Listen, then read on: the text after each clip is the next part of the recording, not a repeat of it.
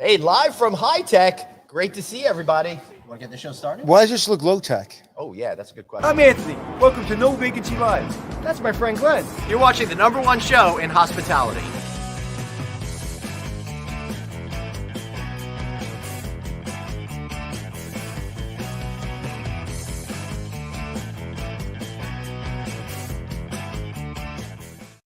Hey, everybody, we are live at HITEC from the Orlando County Convention Center, hiding out in a hallway because too much is going on with the show floor when it comes to lame internet. This is Jeff Bzdawka, Hall of Famer here and CEO of Nolan. Anthony Melchiori is here. We're trying something a little bit different today. I think this is going to be fun with this little change up in format, Jeff. I hope you're okay with it. I'll give it my best. Most of the guests on our show insist on being in a different state than I am. So you sitting right next to me. This is the first time I'm face to face with you. It's scary. So before we go into your Hall of Fame career, batting .330 for the Yankees, I want to talk about we're at HITEC, Glenn. Yes, and what is so interesting about being at HITEC? Why we're sitting in the hallway? Well, unfortunately, the internet in the show does not seem to be working unless it's 1993. Then you'll be absolutely delighted by the quality of the internet. Right. And when you do connect, it says you got mail. Right.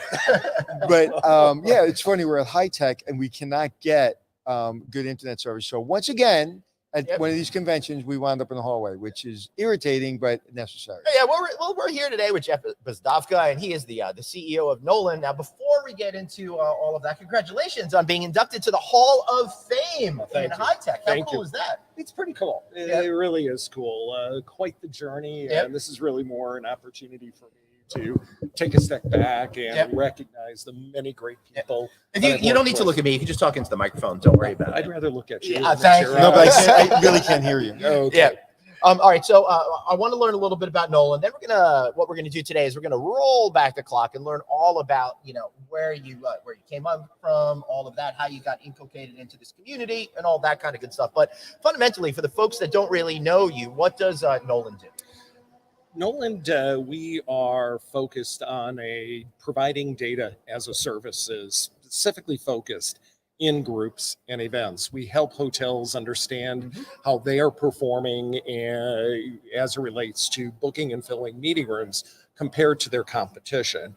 And in addition to providing that competitive benchmarking, we provide information, actionable insights, qualified lead generation to help hotels sell better, sell smarter.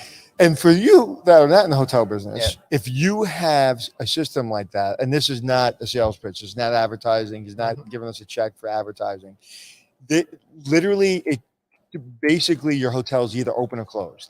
If you have a convention hotel, or you have good meeting space, and you have good group space, and you depend on groups, and you depend on conventions and meetings, and you don't have a system that brings that all together, let me just tell you, as a general manager that's been in a hotel that doesn't have good systems. Right.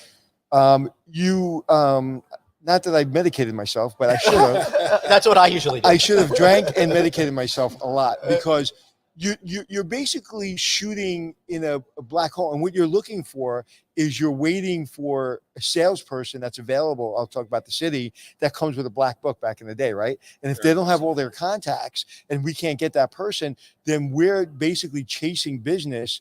That's almost like ghosting us because we don't have the right salespeople and we don't have the right tools. And this is probably the most important tool in a hotel outside of the checking people and checking people out. And I learned that the hard way, because I did not want to buy the system when it came into my budget back probably 25 years ago. Right. I was like, no, we don't need it. And I made a mistake. Not your system, but another system. All right. Well, thank you for that feedback. And what even more important today, as the hotels rebuild and bring people back in, they haven't had exposure to those tools in the past. And oftentimes they're also new to the hospitality industry.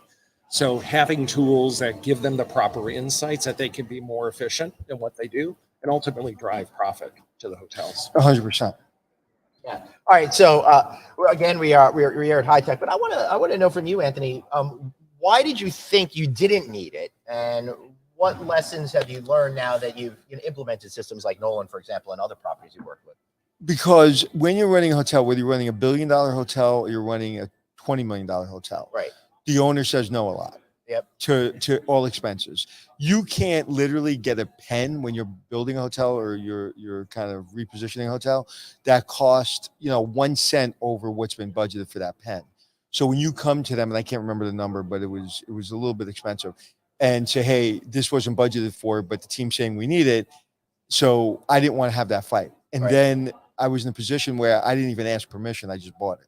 Yep. And because you need it. You can't, it's like getting in your car and you have no gas. It's like you can't go Right. anywhere. It's, and what I say about the difference between restaurant, you've heard me say this, restaurants and hotels. A restaurant is a want business, a hotel's a need business. We're all here in Orlando, right? We had to sleep last night, right? True. So I needed a hotel.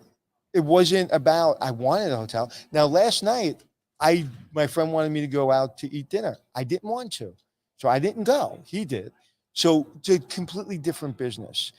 Very true. And in this need business, you need to basically understand when your client is having the meeting, how many people are in, and then once you do that and you put it in the system, then you can revenue manage over that. That's another thing. Getting that business on the books as quickly as possible helps you revenue manage your transient business. Right. So it's I don't remember your question, but I hope No, I that answered was a really good answer. I want to bring Jeff back in here. Jeff, I know HITEC's only been started 2 hours ago when the show floor opened, but it seemed to me pretty robust action down there. How are you feeling about it? Well, compared to, and I was at, I'm going to hold his mic when he talks.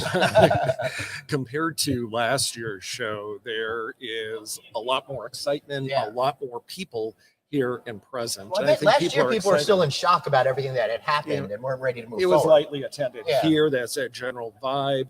People are comfortable walking up, giving each other a hug, and just getting back. Are we doing back? Are we business. back to 2019 numbers? Not quite back to 2019. From a groups and events standpoint, we project will be about 65% of where we were once we close the year, but it is building nicely. By the end of next year, it'll be closer to about 82% return. And by 2024, we'll be well above where we were in 19. Well, I sure hope so. And that's what it is all about, the data. You can see things in that data that we couldn't recognize without having access to a robust numbers that computers could really understand. But before we start getting to what you're seeing in the future, I want to roll back the clock, look at the past a little bit. You're being inducted into the Hall of Fame. Again, congratulations. Into the Baseball Hall of Fame? What Hall of Fame? That and the HITEC Hall of Fame. So it's pretty cool that you were able to do both careers simultaneously. Yeah, and what Baseball Hall of Fame, it's more for embarrassment, not for professionalism. So. As long as it's not for being that guy that reached out and grabbed the ball when someone was trying to catch it on the field. So how does someone become a member of the Hall of Fame? Well, this year you had to be named Jeff and had to be at least 6'4" inches. So. Yeah, the other is Jeff Edwards, right? Exactly. Oh, there's two people named Jeff? There are two people this year, Jeff Edwards and myself. You think I bring a bit of a unique perspective. I consider myself a hotelier first and foremost and an accidental technologist. I've worked for major hotel brands, but also as hospitality technology provider. And what really excites me is that intersection where hospitality and technology comes together. Why has that intersection been so far apart for so long? We suck at technology in this industry. Why? That's a great question, Anthony. I've often wondered that myself. In the industry, we're laggards when it comes to technology. I think we're getting better. I think the laggards say we're laggards. But I think you touched on it. Part of it has to do with that ownership relationship and just the complexity. It's not just a general manager you're interacting with. You have the general manager. You may have a management company, maybe a franchise organization, an owner, as well as a brand. So it's fairly complex to get all of the wheels lined up in motion to be able to make that investment. Yes. As a person that actually the reason I didn't grow to 6'2" is because I was in that life for 25, 30 years. And that's so true. But do you find it? But I also find it when you do get, like when you're in, I was an asset management practitioner. So when you get the Cornell kids and the NYU kids, the Ivy League kids who've kind of been, growing up with this technology, and then you get the general managers like me, and then you get the other people involved. I find that having an asset manager and ownership that has deep pockets to hire these kids and to hire this people in charge of technology, and then coming in to talk to the general manager, because a lot of general managers, we don't know. And as a general manager, we're generally managing. I know everything about nothing. Okay.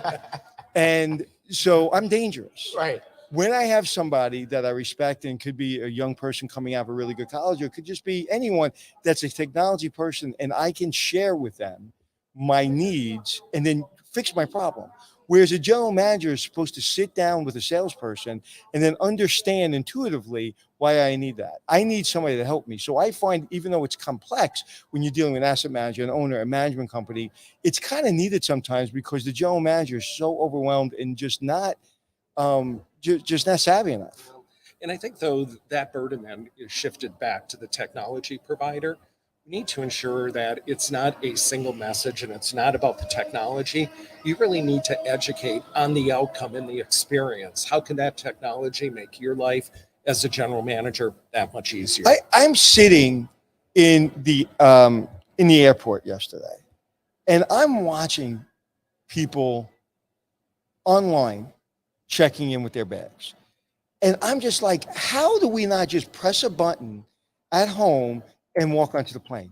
Like, I don't understand why we're queuing. We're in lines, not us, because we go through, the clear or whatever. But like, I don't understand that. Same thing with hotels. Right. I just don't understand how we still have lines today. Well, trying to change guest behavior and educate guests is extremely difficult.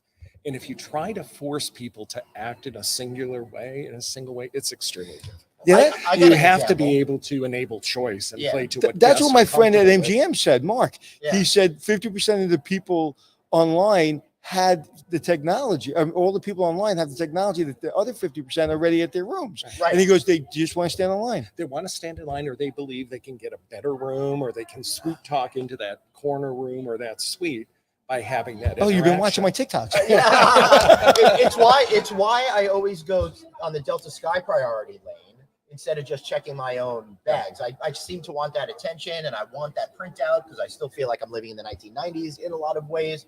But I think that's part of it. We got a great question from Todd McMasters here. Thanks for asking, Todd.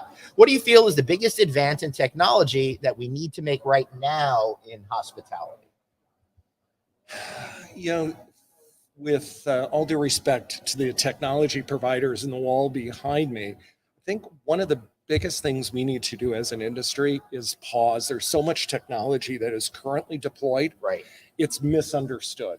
It's underutilized, and just taking the time to, first off, make sure the existing technology works, your team is properly trained, and to ensure that it's properly supported.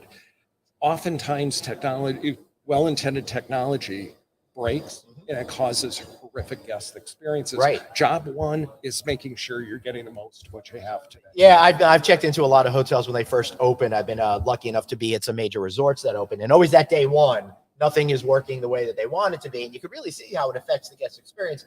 Although they should know better on that day one. As a person that's opened many hotels, day one, we've never had a technology problem. You know why?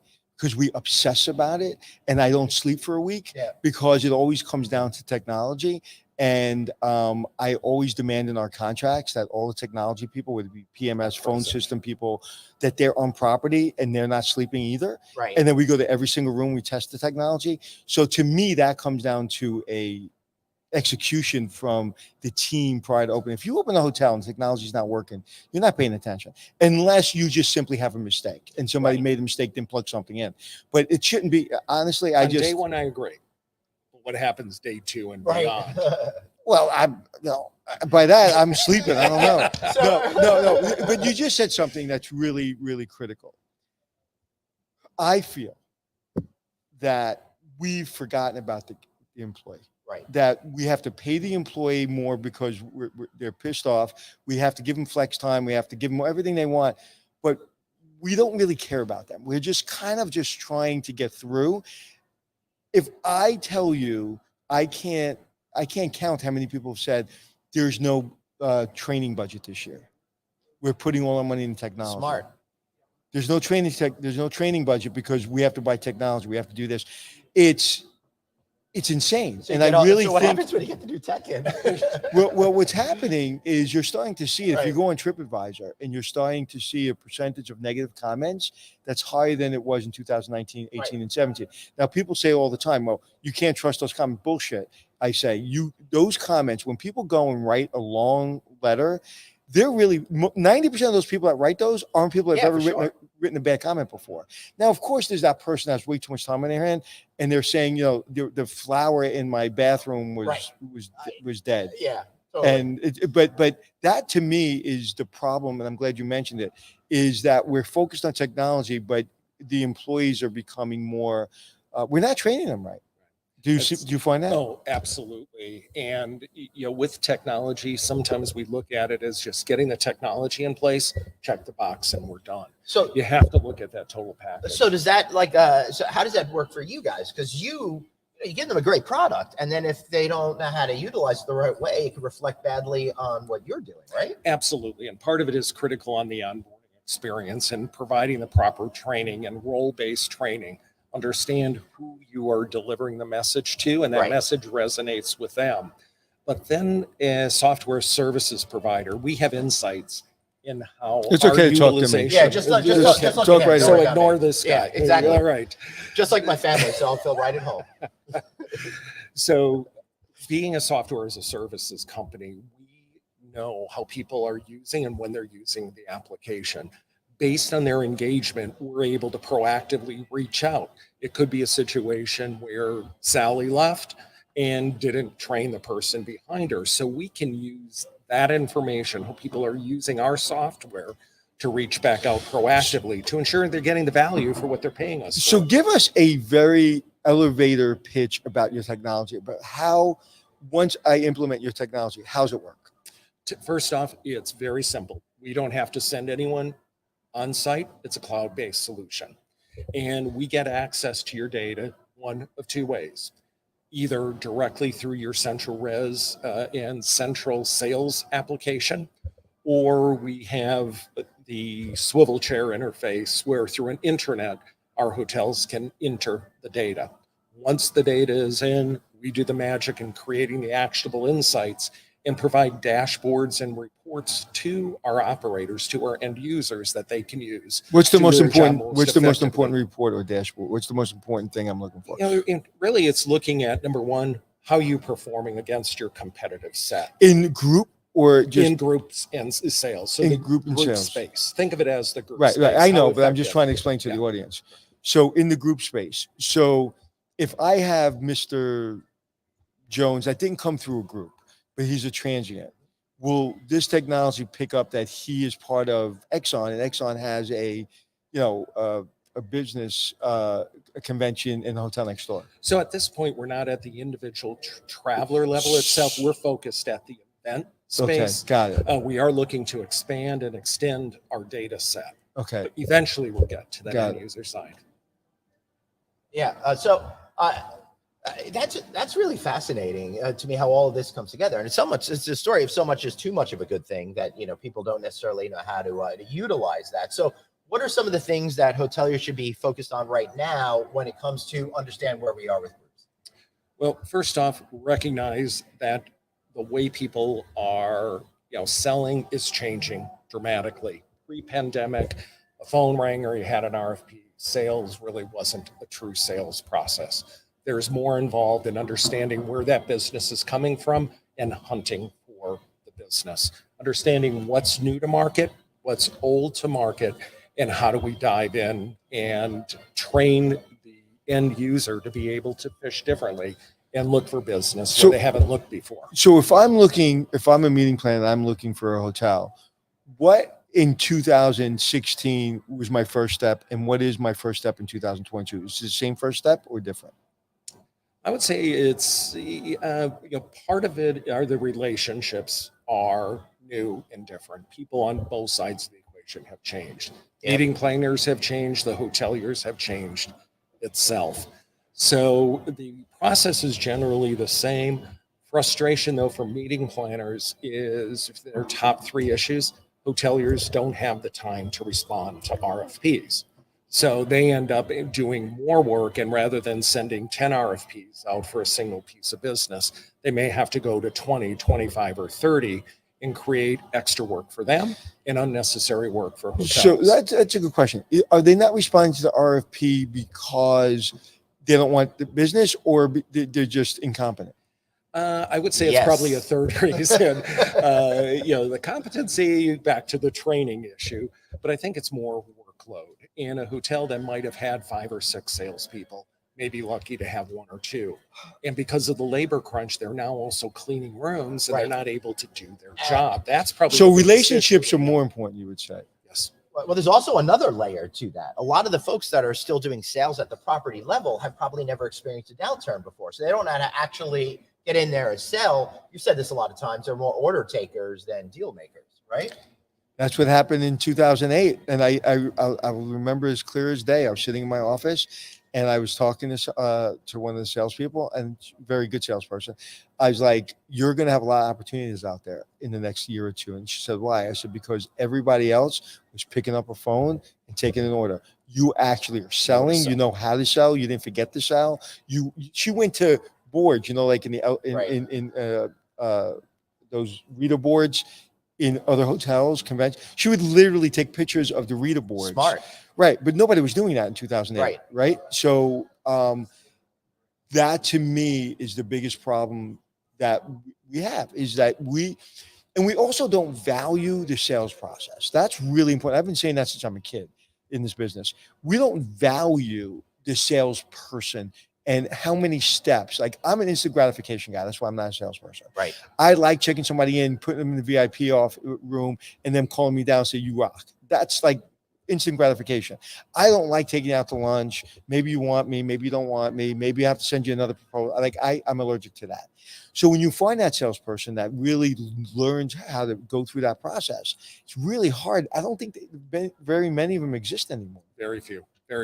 And working to build that discipline in place has been challenging, again, because they're not allowed to do their jobs today. But how does the system help them?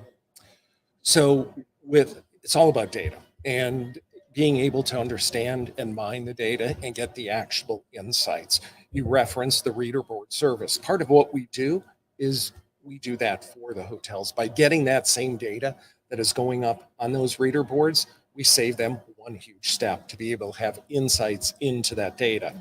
Through research, we know not only who's meeting, we also know where the meeting originated from, and oftentimes who the contact person is.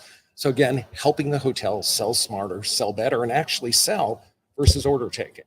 I love your PR team's giving us cue cards. Yeah, and I don't know what they mean.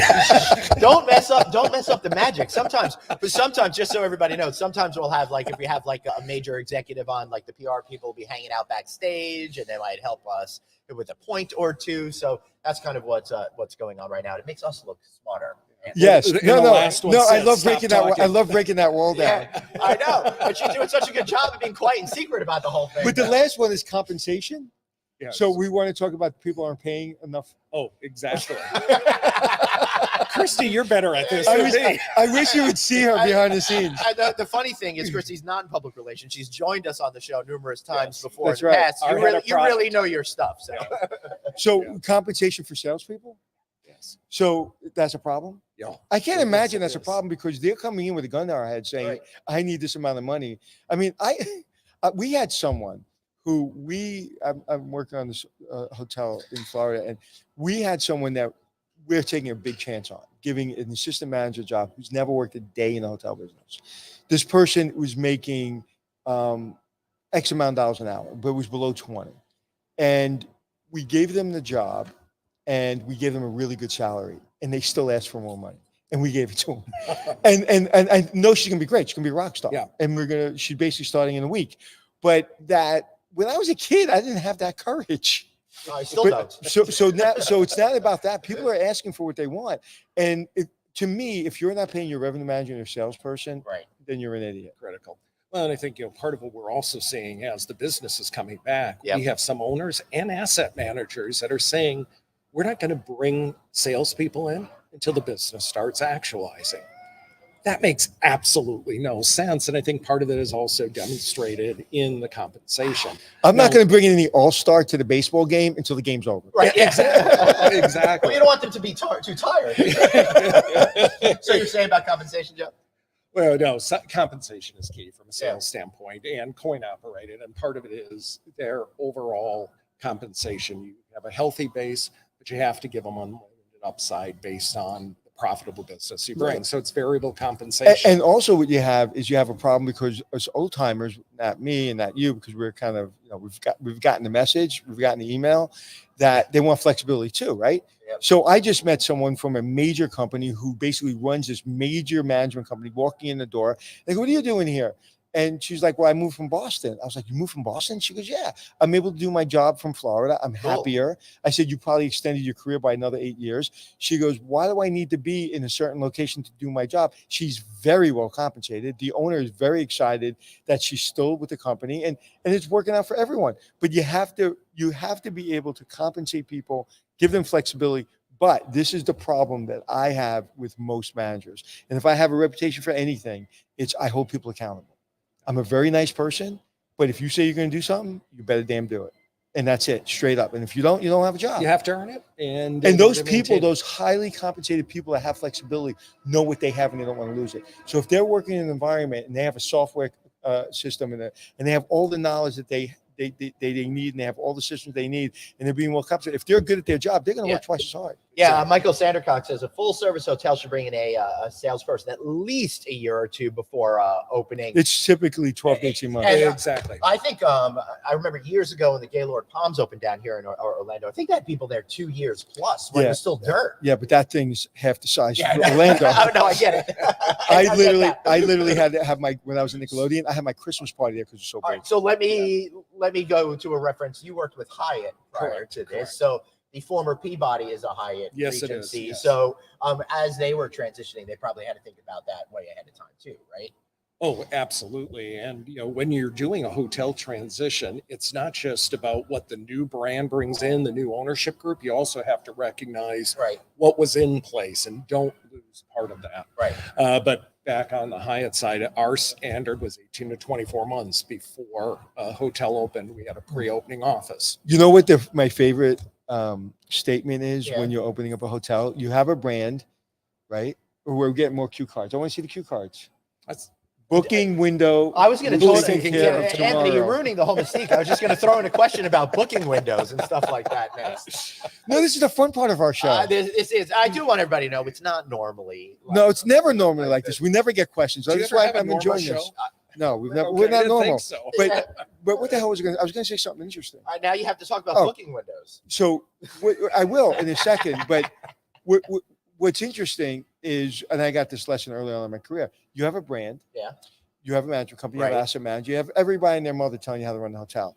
And then you're sitting in a meeting and you're with the brand. And for some reason, the hotel is not performing the first 3 to 6 months. And this is what every brand person that's trying to save his ass says. It's the one thing that literally sets me on fire. It's backyard sales. Right.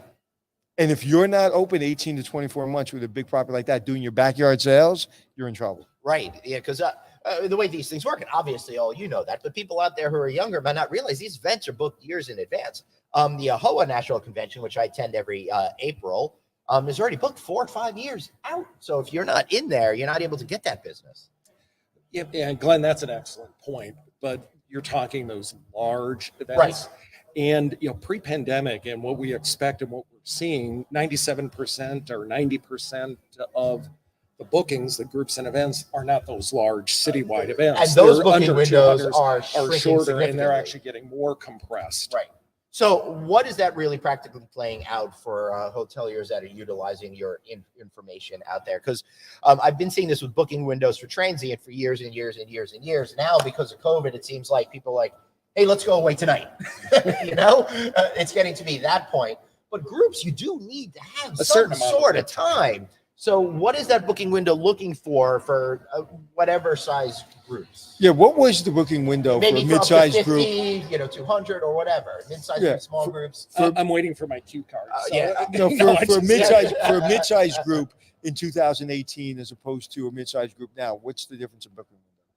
Well, I think, part of just the delays in booking windows, people are still waiting. There's still this nervousness. If I book too far out, is something else going to happen? For COVID example, type of yeah, like scenario. Omicron came on and that kind of freaked everybody out. Correct. And so you did have a dip, but I believe 90% of those groups that canceled ended up, they were rebooked within the next 6-month period. We are starting to see more of a natural, curving out or smoothing out, and the lead time is a bit more. Rooms that are typically less than 50 are 50 Right. rooms.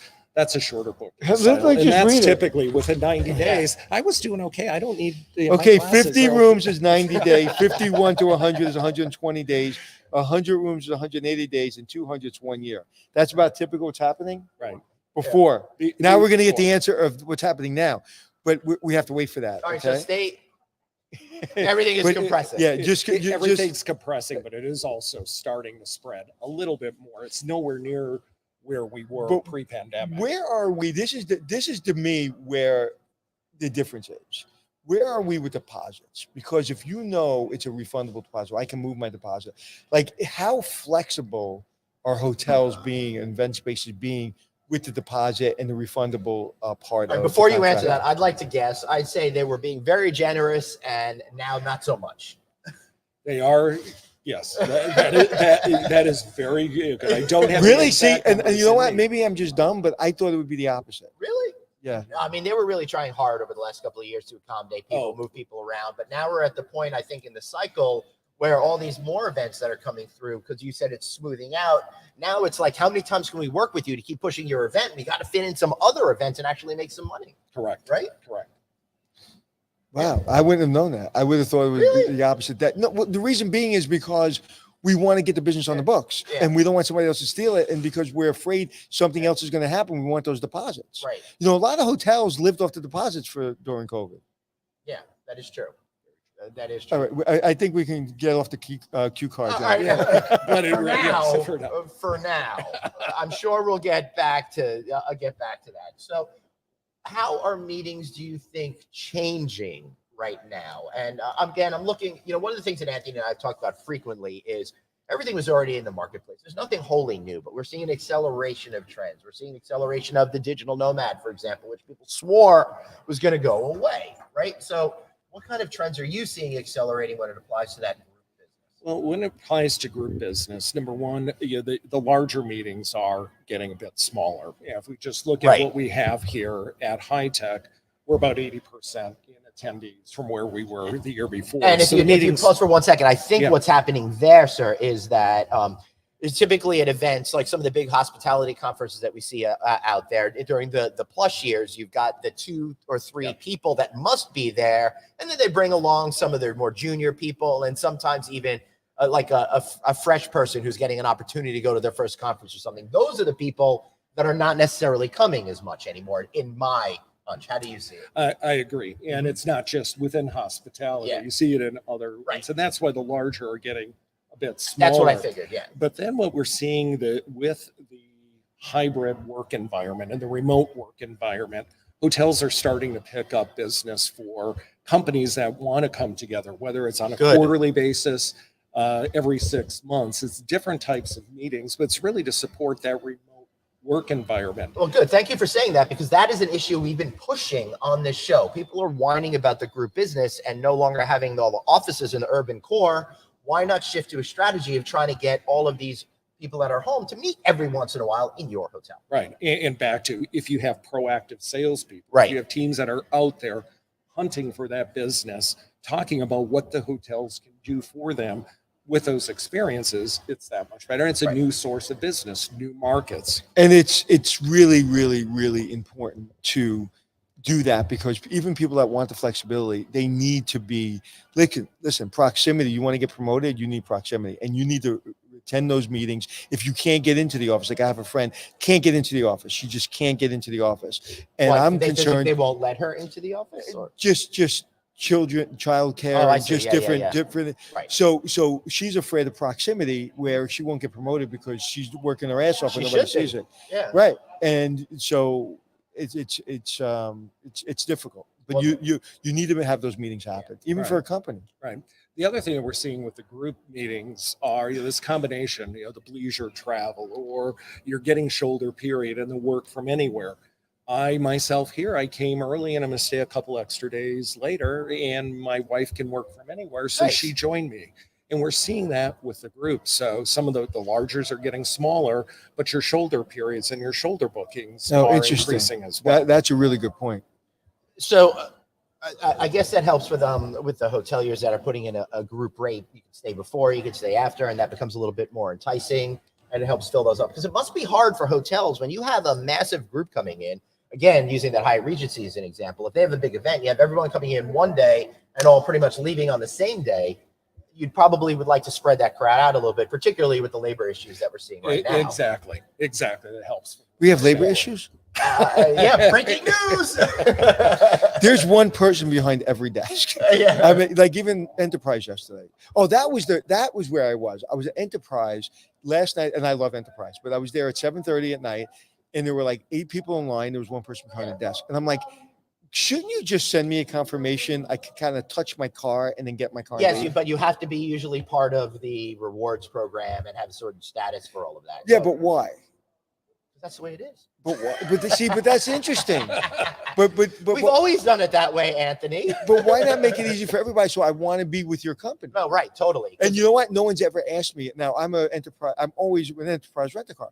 No one's ever asked me to join. Not once. If they asked me to join, I would have joined last time. Make it easy for me, I would join. That's a real shame. I always book in, like if I'm renting a car here in this particular market, I always figure it's gonna be 30 to 45 minutes online waiting. I've just accepted that. But sad as a consumer that I feel like I have to accept something. No, but especially like how difficult is it to like give me my car like through a confirmation and I show it to somebody and you give me my keys? Why do I have to go through that line? Yeah. Like all You I'm might doing. want to switch to Hertz and sign up for their gold program because I walk straight up to your car. straight to your car and they just check you out with their driver's license and you're gone. Oh, okay. Yeah. So they Right, do so have Pay it's me. attention to the marketing. I used to use I think it was budget rent a car pre-COVID or something like that. And every time I used it, it was great. I happen to not rent cars very often, so it's unusual for me. But Jeff, I want to get back to the technology thing. Being that you're a Hall of Famer now, which is pretty exciting. What are you seeing out there as the technologies that are being presented in HITEC and elsewhere that you think are quintessentially important for hoteliers to find more success in this current operating environment and beyond? I'll start with data. I think data is key, and the industry is drowning in data but lacking information, Right. lacking actionable insights. First of all, I love that you keep saying actionable insights over and over again, because that's something that people need to understand. It's not just data, but data that you can translate into successes. Right, Yeah. right. The quick story, and it's not Nolan related, but I was talking to an owner who was extremely frustrated, asset manager for a major ownership group, and was saying a particular brand that they interact with a lot said, we have the data. You have 87 different dashboards. What else Right. could you ask for? Well, that in and of itself is a problem. Well, you don't know And what to you can't do. get You to don't- the data. Right. Exactly. You spend more of your time searching for that golden nugget versus having it brought up in front of you so you can take action, whether it's what group you go sell, what contact you're going after, or how do you personalize the experience when Anthony comes to the front desk? We know it's Anthony and we know he likes a corner room.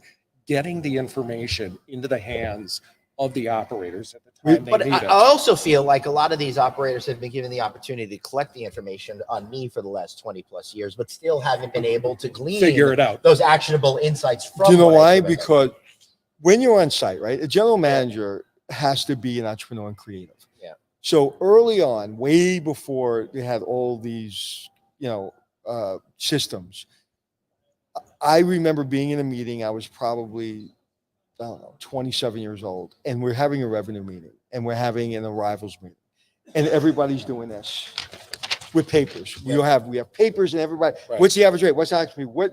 How many groups booked yesterday? Everybody was doing this. I spent the time. I got the smartest person in the in the hotel, and I said, "Where's that called when Microsoft writes the reports for you through all the other reports?" Anyway. So I had him get all the reports and stream it into one format. You're only allowed to have one. Literally, you're only allowed to come into the meeting with one piece of paper Right. that we're all looking at. Really? And that literally got us all on target, because I can't stand when people lifting papers, like one paper, and it's usually this long. Okay, it's on legal size paper, and we have everything we need. We need how many groups booked, how many people canceled, was my competition due, what's their rate, what's their occupancy, and it took us crystal reports. Right? Okay, Is that still a thing? Right, yeah. Crystal reports. Is that still a thing? It's still a thing. Yeah. Okay. I still have a Hotmail It's account. I it's still have a Hotmail He account. does. But I had him write crystal. All right, I reports. still have an AOL account. Hey, crystal reports back in the day was like, going to Mars. Right. And we were able to write a crystal report. And I remember just being very, I was irritating everyone, because until I got that one report, I couldn't function or concentrate. And you've met me, so you know that. So I got the one report, and then my whole life changed. The whole business changed, because you took all those dashboards, you took all that information, you put it on 1 or 2 sheets of paper. That is critical.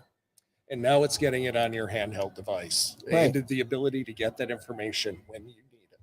So that's the first thing. I think it's data analytics, getting the actionable insights. The other piece, dealing with the labor scenario, the labor shortage we do have, is looking at ways to automate or improve efficiencies, whether it's getting something from point A to point B in the back of the house, to quick cooking technology, things that actually take time out of And even things like workforce optimization software and all of those. When you start to combine all of those elements, you start to find success. I think one of the issues that we see is everybody's looking for a silver bullet, as opposed to realizing this will save 1%, this will save 3%, this will save 4%. You start to cobble together a lot of different things. Then in aggregate, you really start to see more successes, I think. Right. I think at this point, pre-pandemic, it was how do you save labor cost and how do you remove unnecessary tasks. Now it's you can't find the labor, and you need that operating efficiencies that you're trying to gain. But labor scheduling, I spent some time on the floor earlier today with a labor scheduling solution, and gone are the days of a person who's working 7 to 3 as a front desk agent. They may be working 7 to 10 at the front desk. They may then go up and work the club lounge, or they may go out and work the pool. And it's understanding, and it's making the use. You have somebody who wants to work in hospitality, rather than having them stand behind a front desk from 7 to 3 when there's only 2 busy periods. How do you effectively redeploy that labor? I will tell you, if you're a young career-minded professional, having that operational experience throughout the property, I think better prepares you to be successful in a career than being stuck in one place all the time. Plus, it's more interesting. Yeah, but this is the thing I'm worried about. And I think that is Yeah. the biggest problem that we have is, how many people come into our industry and say, I want to be cross-trained, and we never cross-train them, right? Because they're good at their job. So I am all for it, and we need it.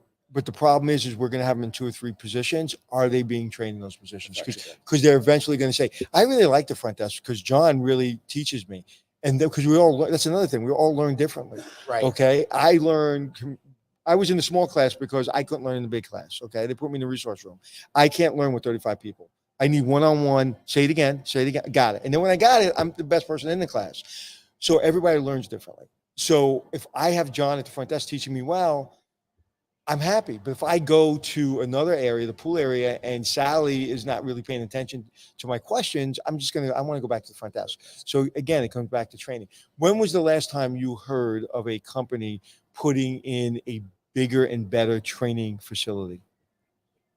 I would say when he worked for a travel click and made a deal to have an office down here. Is that correct? That's actually, you do that. Yes.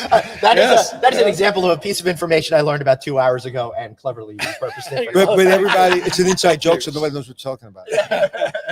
No, sure, but he's been around for a while. Well, and actually, when you mentioned that, I was former chief operating officer at Travel Click. Oh, really? And during the time, and one of the last things I had the opportunity to do when I was at Travel Click was build a service center here in Orlando. And we decided to locate it here in Orlando because of the number of hospitality workers here. And who better to train, who better to answer call center calls, who better to support our end users than people who grew up in hospitality. I had a Travel Click a young lady who's a salesperson, and she was my favorite salesperson ever. She could tell me anything she wanted just because she was always nice. She comes in, she was always pleasant, always nice, always took my phone calls, always and very, very nice. Then there was another guy for another competitor of yours who I was at a convention and he was a complete moron. And like he was like at the competitor. and he was telling me about his goals. He's like, well, if you do this, it helps me meet my goal. And plus he had his like shirt like down here. He's one of those guys. Yeah. I was like, how'd you I pass? feel like I should How'd you pass the interview? How did you pass the interview to get, to get this job? And it was so, I remember that because I remember the contrast like that. I will never leave because she's so nice to me. Yeah. I didn't even know half the time what I feel like I just liked her. that guy She's a went nice on to lady. be a club promoter in Vegas. I feel like. But actually, Anthony, I think you bring up an important point and recommendation to those of us who are now selling into the industry. Recognize we're in the hospitality business. It's selling to people. But you know That's what? A relationship. And I work for a company. I won't tell you who, but I'm a long-term relationship with a company that sells into the hotel business, and I do a lot of talking within their company. And one of the questions I get from time to time, or actually more than time to time, is how do we sell into the general manager, Right. into the hotels? And this is what I say, and I say it every single time. They don't want you in their hotel. They don't want you to sell them anything. They don't like you. They're very busy, and they don't give a shit. Right. Okay? Because that's me. Make me give a crap. Mhm. Make me know I need you. How do you do that? Well, you don't knock on my door in the middle of the day and say, hey, can I talk to you? You don't send me an email because I get 37,000 emails. You know how it worked? And I don't know if it was TravelClick, but there's companies that have sent me things with my brand on it. That helps me. Because if you're taking the time, you put a little personalized note and say, hey, Anthony, I'm Sally from TravelClick or wherever. And when you have time at your convenience, I'd love to set up an appointment. Now, you just sent me something, maybe a towel or a cup with my logo on it. Not your logo, my logo. Right. On it, because I don't want your logo. Yeah. I want my logo. I am now obligated to call you because you Yep. personalized the note for me and you took the time to put my logo on something. If I don't call you back, I'm an asshole. Yeah. Well, and having the benefit of being a data as a services company, both when I was at TravelClick and now at Nolan, we can take it one step further. We have access to data. We know how you're performing. We have insights you may not have. So when we reach out, we try to talk about outcome focused and use your data to get that hook, Right. to get the door Right. open. But sending an email, it's like sending your Yeah. resume into a hotel and people are like, nobody calls me back. I was like, getting emails, resumes through email and all Indeed and all these, it's great, but you get too many resumes and most of them don't work. So general managers or human resource directors are so overwhelmed. It's too much data. Yeah, that is true. We can only process so much. That's why I love talking about the book Paradox of Choice so much. If there's so many choices, it really paralyzes us. I'm unable to actually make a good decision. We're starting to run out of time, believe it or not. So I'm curious. I'm curious about a couple of things when it comes to technology that we're seeing out there. One thing I saw is about 4 or 5 years ago, a lot of the brands started thinking about voice activation technology within the rooms. Yes. They didn't have any success. I think it was a little too early. The public is getting is more dependent on it now, more comfortable with giving up that little bit of privacy element of it. Do you think they're going to come back and try again now? What do you think is going to happen with that technology? Yeah, I think it's a matter of when, not if, Good. that voice will come in. But part of the challenge we have, your average guest stay is 2 to 3 days. Right. And the last thing a guest wants to do is figure out how to use the bloody technology to turn on the television, open the shades, and they want the technology to work like it works at home. Right. And with the voice technology that's currently in and having participated in some of the early pilots, having to put a legal sheet of paper laminated on both sides with the commands you have to use is not a Too good much. experience. It is way too much. I think we're And- 15 years before. You it think that becomes- much longer? That I much? would put 7 to 10, but it's a ways out. I think one, because I don't think the technology, I think it's got to be it's got to become part of my life, my living life. If you meet 10 people, let's take there's 5 people here. How many people use Siri at home all the time? Raise your hand. Yeah. Not me. So 3 people, Well, 3 out of 5. I use Alexa in my kitchen. Like I couldn't live Okay. without it. Right. So I think I don't know many people that use it all the time. And I think it's got to be just become such an innate part of what I do. I don't want it in my hotel room. Totally, I get it. But like I find myself going, hey Alexa, what time is it? What's the weather? And I know it's not there. I have no need or want for that. I'll give you what happened last night in my hotel room. I had an old-fashioned remote. I mean, a nice hotel, but it needs I've to be stayed in that renovated. hotel before. Right, you have. And a great thing happened to me. Instead of pushing buttons and not figuring out how to use the TV, I had a remote without batteries. I was like, yes. 1980 all over again. I was like, yes. So I called the front desk. They answered. The young lady says, oh, no, I'm so sorry. I said, don't be. Can I just have somebody within the next 5 minutes? Yeah. Because I'll probably be asleep in 4 and she in 6. And she goes, no problem. And the gentleman came. It was actually a security officer because they don't have a maintenance guy after a certain time. He came with 17 different batteries and he sat at my door and he put them in and it worked. I was like, yes, I'm good with that. It came within 5 minutes. It's old technology, but like it was efficient as opposed to having a security officer come on and not know how this technology works either. He just put the batteries in the remote and it worked. Well, that's good. Thank goodness for that. Jeff and I, we partook in a discussion last week where we were talking about connectivity technologies. That's another thing I'd like to see be seamless is I walk into my room, it really knows who I am, and then I can stream my shows on the TV without having to input stuff as well. Correct. And it's seamless, friction-free. Right. Something that's intuitively obvious versus having to figure it out. Yeah, exactly. Is there any particular technology that you're seeing on the show floor or beyond that's exciting you as a hotel customer?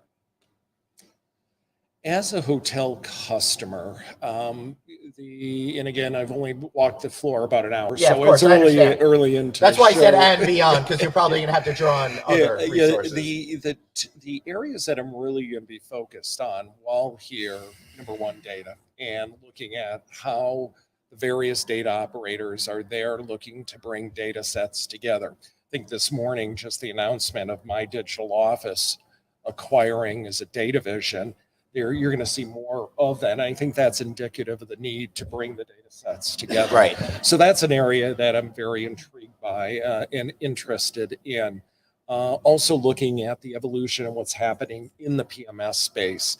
I think we are closer now than we ever have been in having the PMS and distribution systems come together. I think there's some new disruptive companies that are out there to be able to bring some change. But why so long to take a PMS system and reservation? Why so long? This should have been started in 1986. Well, it was started multiple times and it failed There's times. one brand I won't talk about that literally tells the owner that the new technology is coming for the last 30 years, and it just doesn't happen. Yeah. Right. And there's more property management systems crawling around this country in hotels than there are bed bugs. In the last 5 years, it's insane. 5 years. Well, last 2 years, really. Dude, today I got 36,000 emails about property management systems.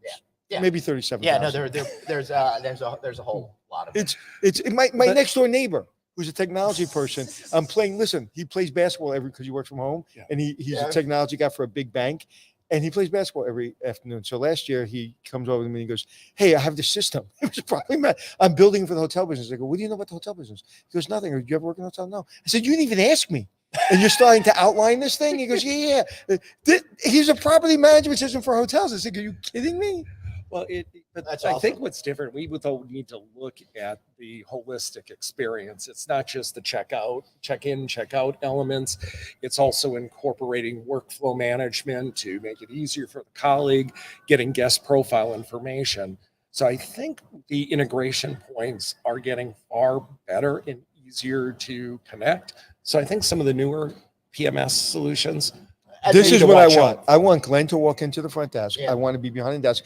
And there's a cloud. Only I can see it. No one else can see it. And said, oh, Glenn was here yesterday. There was a little bubble above his head. He was here yesterday. His birthday's this day. His wife's name's Lisa. And, everything's right there. And that's what I want. Can we have that? Sure. I'll tell Santa Claus to get it for you for Christmas this year. But I think because we've moved into the cloud over the last number of years, Jeff, that's really transformed how we're able to create and release and upkeep a lot of technology. And that's probably behind a lot of these PMS systems coming to place now. But what other technologies are really utilizing the PMS and the cloud to its ultimate advantage, do you think? We're still back to the industry being laggards. Yeah. We're still getting there. But from central res, revenue management, sales and catering, PMS, all getting moved above cloud is very helpful. It's also a lot easier then for the industry to affect change rather than having to deploy an upgrade across 1,100 hotels. You only have to do it once centrally, and it's automatically populated. So let me ask you a question. That's a little off tangent, but off subject. But could you imagine doing your job and your last job if you didn't work in hotels and for brands? Is it possible? Yes. Am I better because and it'd make my job easier having worked in the hotels? Absolutely. Okay, so that's why I think we're having problems with technology, because a lot of these kids or people come in and they build technology, never worked in a hotel. Quick story. The average front office person is touching anywhere from 11 to 13 different applications during the course of the day. Wow. And we developed in a former life at a brand, we developed a user interface and a design that we did in corporate. And then we didn't start the design, but we took it out to the field and worked behind the front desk, took the business analyst and the developers behind the desk. Over 80% of the use cases in the design we developed, we ripped up and threw away. The best design and the best adoption from a system standpoint are those that were developed in the property. And it underscores your point. It's just so common sense. Common It's sense almost isn't so common. Yeah, I learned that. Trust me, I work with him every day. But just interesting to me. It's you're almost belittling them. It's like if you look at one of the things we talk about is we talk about diversity in hospitality, right? 80% of people that work in hotels, it's a diverse population. Correct. Nobody in the C-suite is, because we don't take that housekeeper or that front desk person, and we don't. When was the last time I saw a housekeeper become a general manager? Once in my 35-year career.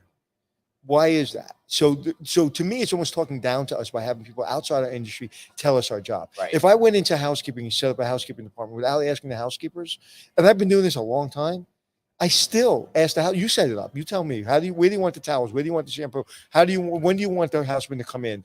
What do you think? Do we need turn down service? And if we do, I think we do. How do we do it? It's like So it's almost, to me, my whole career, I always not didn't like the technology guys, but I felt disrespected. It's like you're giving me a property management system, and you've never worked behind the front desk. Well, I don't need to work behind the front desk. Yes, you do. Right. And I find that that's the bigger problem with the sales industry is people are trying to sell their product. Going back to the point you said, they don't really try to understand what the problems are that the individual they're selling to is facing and how to address those problems adequately. You need to be solution-based sell. Right. You're not selling a product. You're helping your customer solve. I had a guy trying to sell property management, having me sponsor his property management system. I was like, and I was going through it, and I said, there's no pickup for the housekeeping report. He goes, what's a pickup? I was like, I'm done. It's like, I'm done. Yeah. I'm done.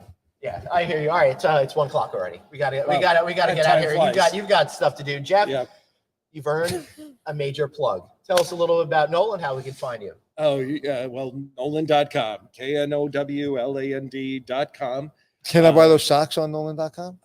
These exact socks, and That's I'll great. autograph them for you. It's too. a sign. Would you like them washed first? You want this pair? Yeah. Come on, man.